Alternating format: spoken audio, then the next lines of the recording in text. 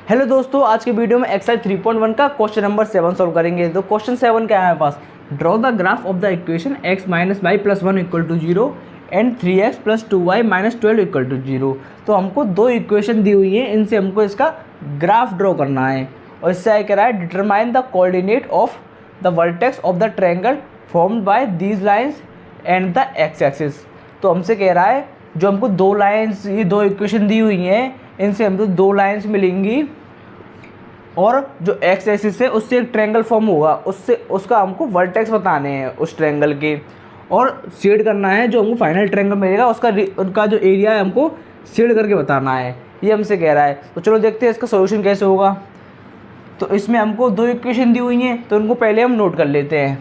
तो हमारे पास क्या है, एक्स माइनस वाई। अब देखो प्लस वन है ना, इसको इक्वल टू को उधर ले जाएंगे तो हमको मिल गया -1। ऐसे ही सेकंड इक्वेशन में कांस्टेंट को इक्वल टू को उधर ले जाएंगे, सेकंड इक्वेशन मिली हमारे पास 3x plus 2y equal to 12। ये दोनों इक्वेशन मिल गई। अब हम क्या करेंगे, इनके कोऑर्डिनेट्स फाइंड करेंगे।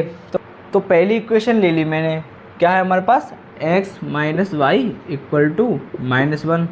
इसके लिए मैं बॉक्स बना लेता हूँ, x y और दो बॉक्स बना लिए। अब मैं क्या करूँगा, x और y की वैल्यू फाइंड करूँगा। तो इस बार मैंने क्या किया, y को 0 मान लिया। अब y 0 माना तो x वैल्यू क्या मिली हमको, भाई x माइनस 0 इक्वल टू -1। तो x की वैल्यू मिल गई मेरे को -1 जब मैंने y 0 लेट किया है।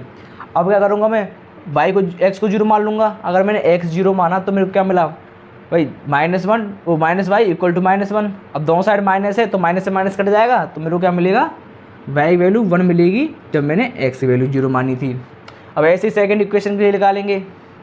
सेकंड इक्वेशन हमारे पास 3x plus 2y equal to 12। इसके लिए मैं बॉक्स बना लेता हूँ, x y और दो बॉक्स बना लिए। अब इस बार मैं क्या करूँगा, y की वैल्यू को 0 मान लूँगा। अगर तो y की वैल्यू को हम 0 मानेंगे तो 0 मल्टीप्लाई 2 ये 0 हो जाएगा। तो x वैल्यू क्या मिली, देखो 3x इक्वल टू 12 ये हो गया। अब देखो 3 मल्टीप्लाई में इधर जाके डिवाइड हो जाएगा 3 से, तो x की वैल्यू मिल गई हमको 4। भाई 3 का डिवाइड किया 12 से तो 4 मिल जाएगी जब हमने y की वैल्यू 0 मानी है। ऐसे ही हम सेकंड इक्वेशन के लिए करेंगे। एक बार क्या कि मैंने x की वैल्यू 0 मान ली, x की वैल्यू 0 मानूंगा तो हमको क्या मिला, 2y इक्वल 12। तो y की वैल्यू मिल गई हमको 6, y की वैल्यू 6 मिली जब मैंने x को 0 माना। अब दो पॉइंट मिल चुके हैं, अब इनका हम ग्राफ ड्रॉ करते हैं। तो अभी हम इन इक्वेशन के पॉइंट्स को ग्राफ पे प्लॉट करते हैं। तो देखो एक्स एक्सिस पे क्या दिया हुआ है हमको, -1, वाई एक्सिस पे 0। तो एक्स एक्सिस पे -1 ये रहा और वाई एक्सिस पे 0, तो ये पॉइंट मिल गया हमको। दूसरा पॉइंट क्या है, 0,1, एक्स एक्सिस पे 0, वाई एक्सिस पे 1, ये मिल गया पॉइंट। अब इनको ज्वाइन कर लेते हैं।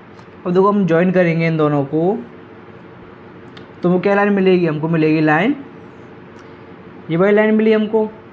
अब दूसरी इक्वेशन के पॉइंट प्लॉट करते हैं, एक्स एक्सिस पे 4, वाई एक्सिस पे 0, एक्स एक्सिस पे 4, वाई एक्सिस पे 0, तो ये पॉइंट रहा हमारा। दूसरा पॉइंट क्या है हमारे पास, 0,6, एक्स एक्सिस पे 0, वाई एक्सिस पे 6, दूसरा पॉइंट ये रहा। अब इन दोनों पॉइंट से लाइन ड्रॉ कर लेते हैं। इन दोनों पॉइंट से लाइन ड्रॉ करी तो हमको लगभग ये लाइन मिली है ना।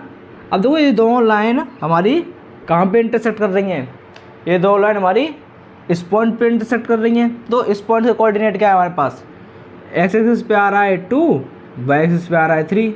तो इस पॉइंट के कोऑर्डिनेट मिले हमको 2,3।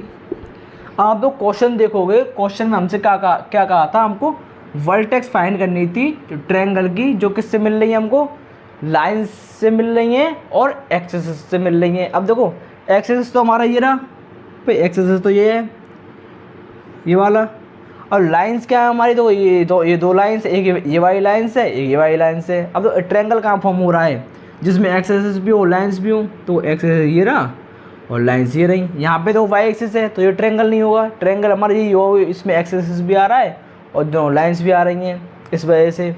अब इसको क्या करना है, पॉइंट्स बताने हैं हमको, तीनों के कोऑर्डिनेट्स बताने हैं।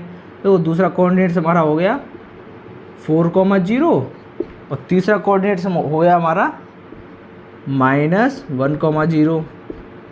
यही तो हुआ।